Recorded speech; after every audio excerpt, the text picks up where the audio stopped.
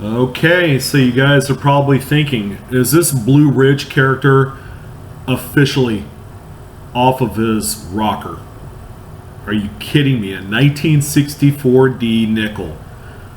Over a billion made of these things. I think there's more 64D nickels than there are common houseflies on planet Earth. That's like a stupid analogy, but 64 nickels literally grow on trees. That's how plentiful these are. Now, you probably won't believe me if I told you that this coin sold a few years ago. In fact, if you wanted a more specific date, it was 2014 August through Great Collections to the tune of $4,015. $4,015. $4,000 face in 1964 nickels wouldn't even equate to $4,000. That's how plentiful and ungodly available these things are. But sure enough, this particular example did sell for that kind of money. Now, you guys know me as kind of a modern graded coin type guy. You know, I boost up these relatively modern coins, or the pocket change finds, the BU roll discoveries with full steps, full red, no carbon spots, full torch like on the dime. But this particular nickel has none of that. It doesn't have full steps. It's all, you know, it's got nicks on Jefferson's cheek. You know, the steps are non-existent on the reverse.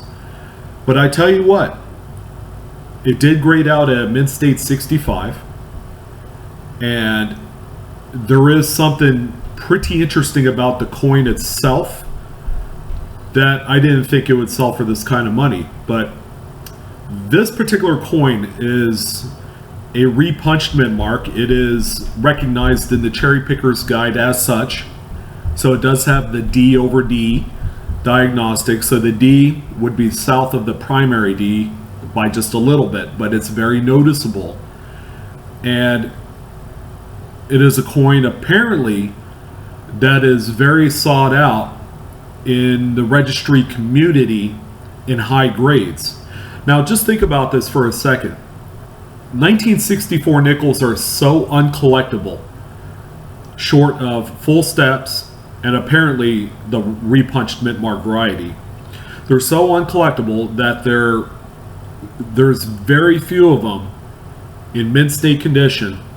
So anything over mint state 65, which this one hit the mark, it is a 65. So even though a billion of these puppies were produced and made and sent out to be used in today's commerce, there's not a whole lot of them, especially with a repunched mint mark. Apparently this was either a change find, a really old change find, or one that was discovered in a brilliant uncirculated roll of 64Ds, which you never know.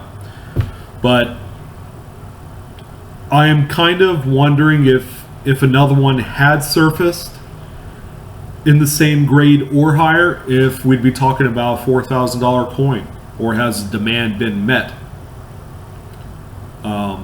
to the marquee nickel collectors out there.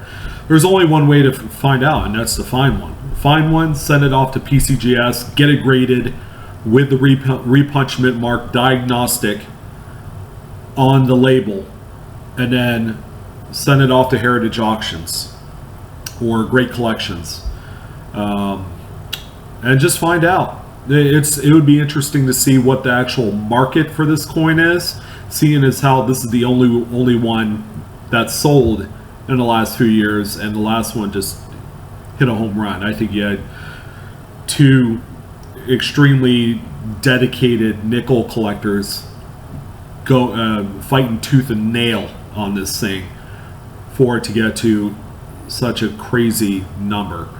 But Anyways, guys, as a recap, it's a 64D Jefferson nickel with the repunchment mark. I believe it's FS501 in terms of the classification number for this particular Cherry Picker's Guide variety. Go ahead and find one, man. Let's see what happens. Get it graded, and let's. I'll even pay the consignment fee if you find one and get it graded, and it grades out 65.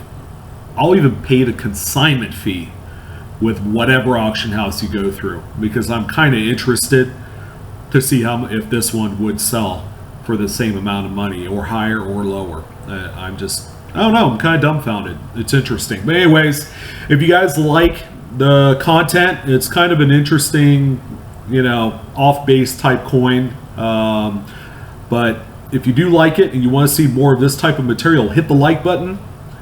That'll better gauge, the overall scope of your pleasure or displeasure for these type of videos.